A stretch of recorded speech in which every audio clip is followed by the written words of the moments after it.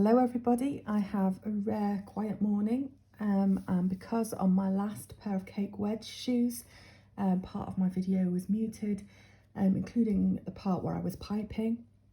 I thought I would come back today and do some more piping demo for you. I've obviously prepared this pair of shoes in advance. Everything is nice and dry and hard. And I have some piping material in my bag, and I've got a nice small tip nozzle because I'm going to be going right around the bottom edge of these shoes, hopefully. I don't want them to overlap down to the ground.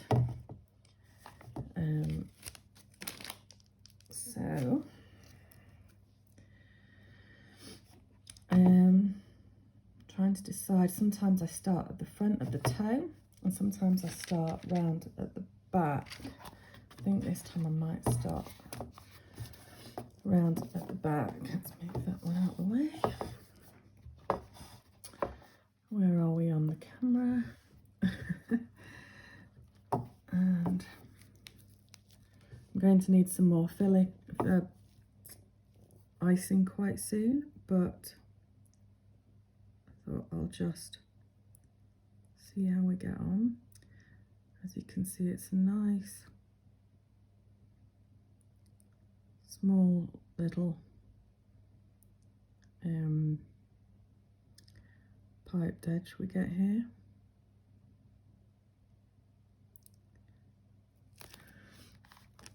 But it is quite a slow process, so I probably won't do the entirety of this bit on camera because you'll be bored. Now, as I get to this flat bit of the shoe here, I'm trying to kind of pipe onto the side of the shoe rather than onto the sole. To keep it away from the ground when it's being worn. Obviously, if you're doing this on a shoe with a thicker sole or a chunkier heel or whatever, that won't be an issue.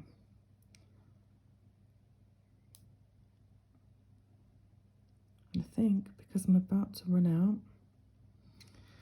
I will stop there and I will come back and show you the next step once I've gone right around the edge. Right, so I've gone right around the edge of both shoes, and I am going to be doing a nice big dollop swirl in the middle with some strawberries. But before I do that, I've still got my small piping tip, and I'm just going to go around these top edges where the blue joins the pink to make that nice and tidy. But I've got to be quite careful not to damage any of the piping unintentionally on this shoe or the other shoe, and it's very easy to do, unfortunately. Let's make sure I'm in camera. It just takes a split second and you've done some damage.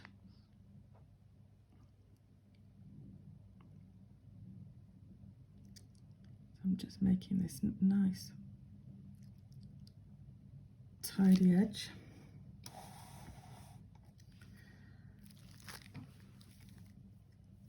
Oh, I'm getting it everywhere.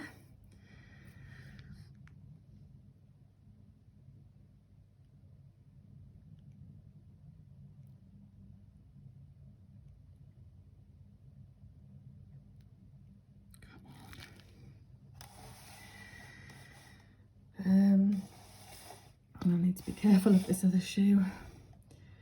Let's do it from this angle.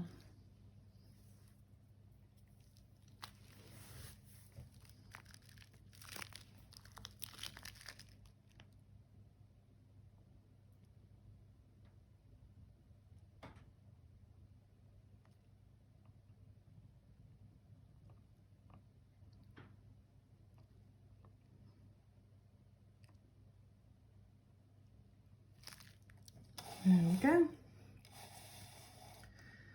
And that's tidy that edge up, and then we'll do the same on the other shoe, but I won't make you watch that again. I will come back when I'm ready for the next step.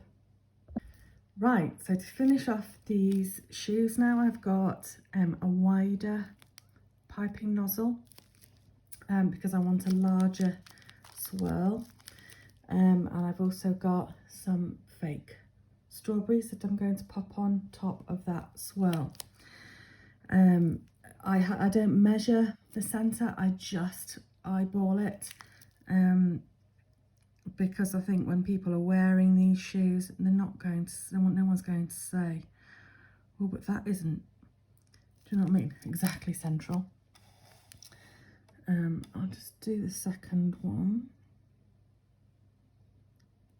I like to do both swirls of icing before I put on strawberries or whatever, so I can try and make sure that they are both roughly the same size.